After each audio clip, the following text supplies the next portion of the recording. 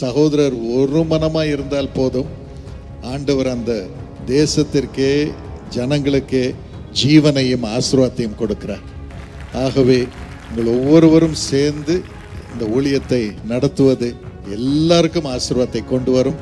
இந்த கூட்டங்களுக்கு பிறகு 1000 மடங்கு ஒவ்வொரு சபையும் பெருகும்படியாக ஆண்டவர் அருள் புரிவாராக.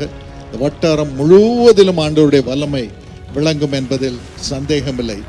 அதோடு கூட இன்று இரவு எல்லா தேவைகளையும் கிறிஸ்து இயேசுவுக்குள் மகிமையிலே நிறைவாக்குவார். ஏனென்றால் இயேசு மிகுந்த ஐஸ்வர்யம் உள்ளவராக இருந்தும் நமக்காக தரித்திரரான நம்மை ஐஸ்வர்யவான்களாக மாற்றும்படியாக இன்று இரவு ஆண்டவர் அந்த ஆசீர்வாதத்தை கொடுக்க போகிறார். இனி 1000 மடங்கு பெருக்கம் வரட்டும்.